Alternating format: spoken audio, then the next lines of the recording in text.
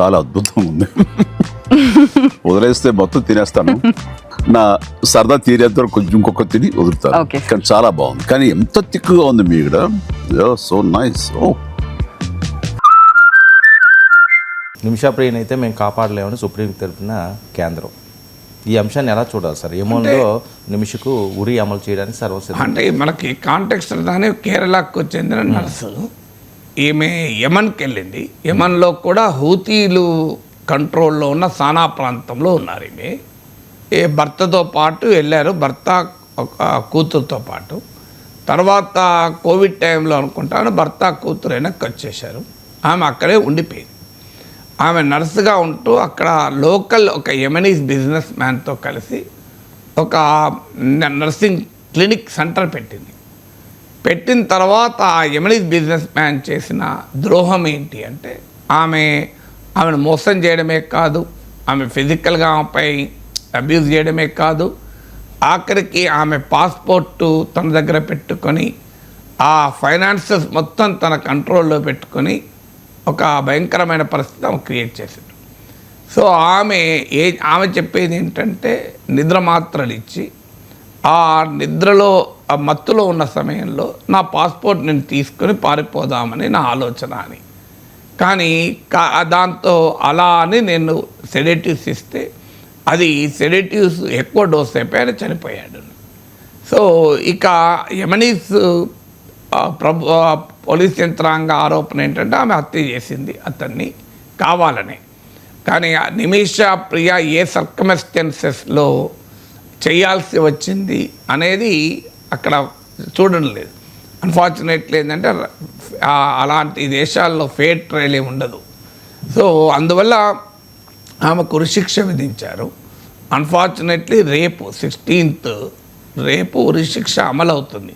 ఇక కొద్ది గంటలు మాత్రమే మిగిలిన్నాయి. ఈలోగా ఏమైనా చేయగలిగితే భారత ప్రభుత్వం ఇప్పటికీ సుప్రీంకోర్టులోనే చెప్పేసింది, మేము చేయగలిగింది పరిమితమే, ఎందుకంటే మేము ప్రయత్నిస్తున్నాము అన్అఫీషియల్గా అక్కడ యెమెన్లో ఉన్న ఇన్ఫ్లుయెన్షియల్ పీపుల్తో కూడా మేము మాట్లాడుతున్నాము అని. కానీ డిప్లొమాటిక్గా మాకున్న ఆప్షన్స్ చాలా లిమిటెడ్ అని. ఇంకోటి ఏంటంటే ఈ కంట్రీస్లో, ఇస్లామిక్ కంట్రీస్లో బ్లడ్ మనీ అని ఉంటుంది. అంటే ఒకవేళ ఆ కుటుంబం అంటే బాధిత కుటుంబం విక్టిమ్ ఫ్యామిలీ కనుక అంగీకరిస్తే వీరు ఆ మనీ చెల్లిస్తే అప్పుడు శిక్ష పడదు, ఉరిశిక్ష పడదు. కానీ ఆ బ్లడ్ మనీకి ఆ కుటుంబం అంగీకరించడం లేదు అని, మేము తీసుకోము, ఈమెను తీయాల్సిందే అని. సో అది ప్రైవేట్ నెగోషియేషన్, అది ప్రభుత్వాల మధ్య జరిగే నెగోషియేషన్ కాదని సుప్రీంకోర్టుని తెలిపింది ప్రభుత్వం, కేంద్ర ప్రభుత్వం. ఇది చాలా అన్ఫార్చునేట్, కానీ డిప్లొమాటిక్గా మేమేమీ చేయలేని పరిస్థితి ఉంది అని. మరి కేరళ ముఖ్యమంత్రి విజ్ఞప్తి చేశారు, ప్రతిపక్షాలు విజ్ఞప్తి చేస్తున్నాయి. ఎందుకంటే యెమెన్లో ఉన్న హూతీలపైన ఇరాన్ ఇన్ఫ్లుయెన్స్ ఉంటుంది. మరి ఇరాన్ ద్వారా డిప్లొమాటిక్గా చేయాలంటే మనమేమో ఇరాన్తో సంబంధాలు బాగా దెబ్బతీసుకున్నాం అమెరికా కోసం. ఇరాన్తో ఆయిల్ ఇంపోర్ట్స్ను జీరోకి తెచ్చుకున్న అమెరికా ఒత్తిడి మీద. ఇటీవల ఇజ్రాయెల్ ఇరాన్ వార్లో, అమెరికా ఇరాన్ వార్లో కూడా మనం దాదాపు ప్రేక్షక పాత్ర పోషించాం. అందువల్ల ఇరాన్లో ఆ వ్యతిరేకత ఉన్నమాట నిజం మనం. కానీ అదే సమయంలో ఇరాన్తో మనకు సంబంధాలు కూడా ఉన్నాయి. చబహర్ పోర్ట్లో మన ఇన్వెస్ట్మెంట్ ఉంది.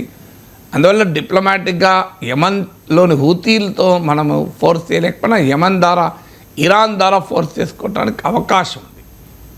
మరి ఏం జరుగుతుందో మనకు తెలియదు. కేంద్ర ప్రభుత్వం డిప్లొమాటిక్గా ఉన్న ఆప్షన్స్ అన్నింటినీ ఎక్స్ప్లోర్ చేస్తోంది అని అంటున్నారు.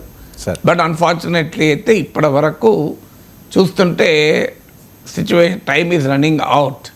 So unless and until some miracle happens Nimisha ప్రియని కాపాడుకోవడం అనేది కష్టంగా మారుతుంది. కేంద్ర ప్రభుత్వం దగ్గర ఉన్న డిప్లొమాటిక్ హెఫ్ట్ ఎంత మనకు తెలియదు. దౌత్యపరంగా ఉన్న అన్ని అవకాశాలని మేము ఉపయోగిస్తున్నాము, పరిమితమైన దౌత్య అవకాశాలు మాత్రమే ఉన్నాయి కనుక ఏమీ చేయలేకపోతున్నామని నిన్న కేంద్ర ప్రభుత్వం సుప్రీంకోర్టు తెలిపింది. సో మన దగ్గర అయితే there is no material evidence to dispute this.